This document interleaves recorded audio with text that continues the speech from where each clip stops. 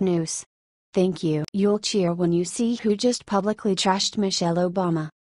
During her time as First Lady, Michelle Obama loved nothing more than spending millions of our hard-earned tax dollars on her own lavish lifestyle. Now that she's left the White House, however, Michelle is trying to remain relevant by whining about how hard being First Lady actually was for her. Hollywood actor James Woods immediately called out Michelle for her shameless woe-is-me sob story. Young conservatives reported that last week, Michelle gave an interview in which she whined about the racism she faced as First Lady. The shards that cut me the deepest were the ones that intended to cut, Michelle insisted. Knowing that after 8 years of working really hard for this country, there are still people who won't see me for what I am because of my skin color.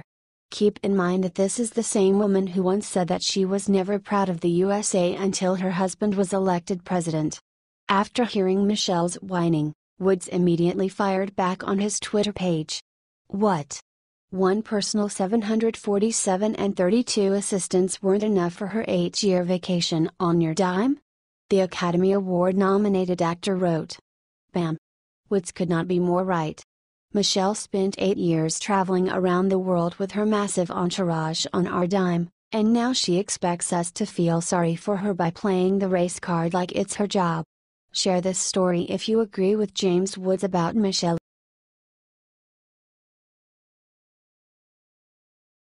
Congress just gave Jeff Sessions a massive ultimatum for the next 2 months. Congress decided that they will pass a new amendment to a bill that will request from the Attorney General to investigate more collusion.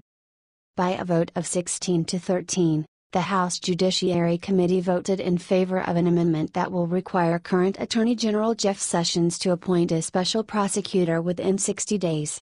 The law will instruct that special counsel to investigate Susan Rice, James Comey, Loretta Lynch, Barack Obama, and Hillary Clinton. The scope of the investigation is not limited to the 2016 election. It also includes the sale of uranium to Russia and the Clinton Foundation, Tarmac Gate, and other things as well. This process will likely take a few more days, but at the moment it looks like there will be a second special counsel to investigate. This was the thing that the supporters of President Trump wanted to hear. What do you think of this? Share your opinion.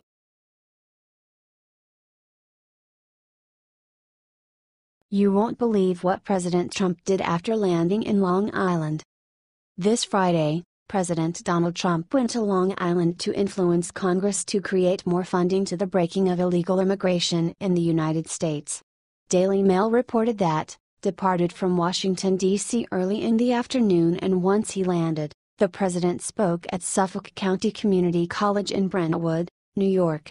This is close to where the ultra-violent street gang MS-13 has committed a string of gruesome murders, including the massacre of 4 young men in April in a Century Islip Park. During his speech, Trump continued his tough talk on immigration and called on Congress to dedicate more funding to border enforcement and faster deportations in a speech in front of law enforcement officers and the family members of crime victims.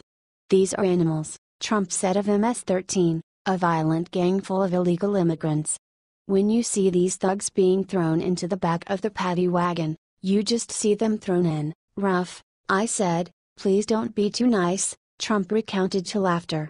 Like when you guys put somebody in the car, and you're protecting their head, you know the way you put their hand over? Like don't hit their head, and they just killed somebody? Don't hit their head?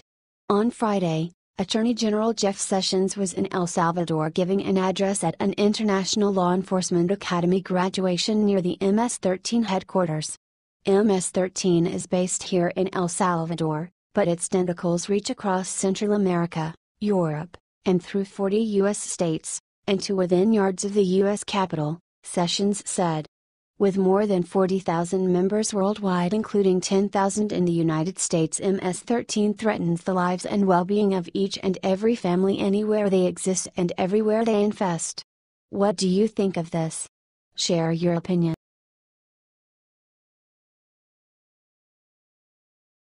Illegal immigrants block traffic to protest against Trump. Immediately receive a nasty surprise. Around 15 liberals who support immigration were arrested when they blocked traffic while protesting outside the Texas Capitol.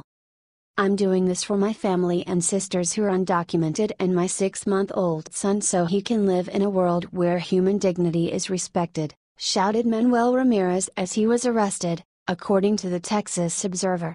Ramirez explained that he has been undocumented for 20 years but recently got permanent legal status, which was why he said he could put his life on the line. Police said that the 15 protesters have been charged with obstructing a highway, a Class B misdemeanor, and range in age from 20 to 42.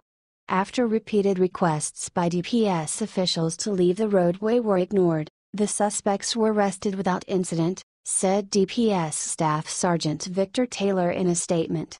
"I benefited from DACA, but I knew that was always temporary and didn't benefit everyone in our community such as my parents," said Catalina Adorno, an activist from San Antonio, while in handcuffs.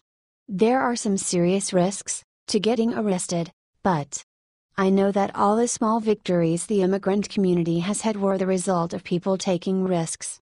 This comes as President Trump continues to crack down on illegal immigration as a top priority of his presidency.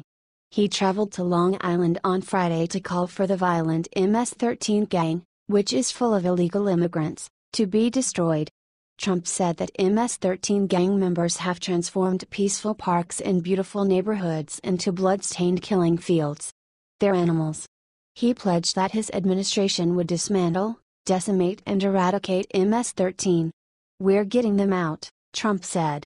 "They're going to jails and then they're going back to their country, or they're going back to their country period." What do you think of this? Share your opinion.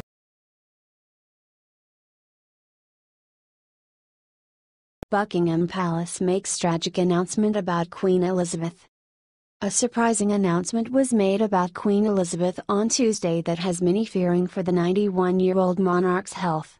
The Daily Caller reported that it was just revealed that Queen Elizabeth drinks 4 alcoholic beverages every day, including one in the morning. Her first drink comes before lunch, when she has a cocktail comprised of gin, del bonnet, a sweet, aromatic wine-based aperitif, and a lemon peel garnish. The Queen then has a glass of wine or champagne with her lunch. In the evening, Queen Elizabeth enjoys a glass of champagne, likely from the 8 brands that have been given official royal warrants.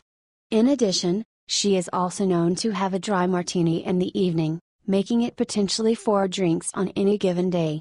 This means that Queen Elizabeth surpasses the threshold of low-risk drinking, which is defined as no more than 3 drinks on any single day and less than 8 drinks per week for women according to U.S. government standards. However, given the fact that she has reached such an advanced age, perhaps she is fine with towing the line on this. This comes a month after the Queen's 96-year-old husband Prince Philip was rushed to the hospital with health problems. Daily Mail reported that Prince Philip was admitted to King Edward VII Hospital on Tuesday night after suffering from an infection triggered by a pre-existing condition.